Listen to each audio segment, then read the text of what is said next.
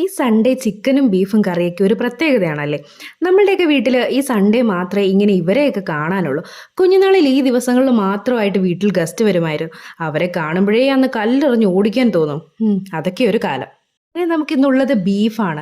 Beef നമ്മുടെ സ്വകാര്യ അഹങ്കാരമാണല്ലോ. അപ്പോൾ പിന്നെ നല്ലൊരു ബീഫ് കറിയിലേക്ക് കിടക്കാം. നന്നായി കഴുകി വൃത്തിയാക്കിയ ബീഫിലേക്ക് കുറച്ച് ഇഞ്ചി, വെളുത്തുള്ളി, പച്ചമുളക് ചതച്ചതും കുരുമുളക് പൊടിയും ഗരം മസാലയും ഉപ്പും ചേർത്ത് നന്നായിട്ട് കുഴച്ച് സെറ്റാക്കി കുക്കറിൽ വെച്ച് വേവിക്കുക.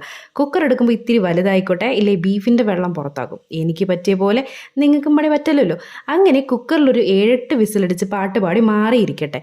അപ്പോഴേക്കും ഒരു പാത്രം എടുത്ത് വെച്ചിട്ട് വെളിച്ചെണ്ണ ഒഴിച്ച് ഇത്തിരി തേങ്ങാക്കൊത്ത് മുരിയിപ്പിച്ചങ്ങോട്ടെടുക്കാം. എന്നിട്ട് അതിലേക്ക് ആവശ്യത്തിന് ഉള്ളി ചേർത്ത് കൊടുക്കാം.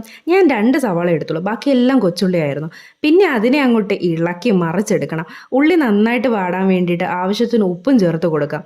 എന്നിട്ട് അതിലേക്ക് മഞ്ഞൾപ്പൊടിയും മുളക് പൊടി, മല്ലിപ്പൊടി, ഗരം മസാല, കുരുമുളക് എന്നീ പൊടികളെല്ലാം അങ്ങോട്ട് ചാടട്ടെ. എന്നിട്ട് വീണ്ടും നല്ല മസിലി പിടിച്ചങ്ങോട്ട് ഇളക്കണം. എന്തിനാ? മസാല നന്നായിട്ട് പിടിക്കണ്ടേ.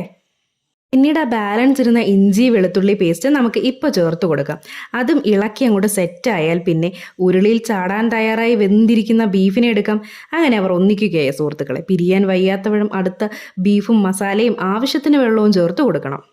എന്നിട്ട് അതിലേക്ക് ഒരു തക്കാളി കട്ട് ചെയ്തതും മീറ്റ് മസാലയും ചേർത്ത് നല്ല ഇളക്കി അടച്ച് വെച്ച് വേവിക്കാം. വെന്ത് സെറ്റായ കറിയിലേക്ക് ഫൈനൽ ടച്ചിനായിട്ട് മല്ലിയിലയും കറിവേപ്പിലയും ഒന്ന് നുള്ളിയിട്ട് കുറച്ച് പച്ച വെളിച്ചെണ്ണ അതിൻ്റെ മേളിങ്ങനെ തൂകി അടച്ച് വെച്ച് ബീഫ് കറി നന്നായിട്ട് വറ്റിച്ചെടുക്കണം. അങ്ങനെ വറ്റിച്ചെടുക്കുമ്പോഴത്തേക്ക് ചിക്കൻ തയ്യാറായി. ഇനി ഇത്തിരി ചോറും ചീനിയൊക്കെ ഇട്ടൊരു പിടി അന്തസ്.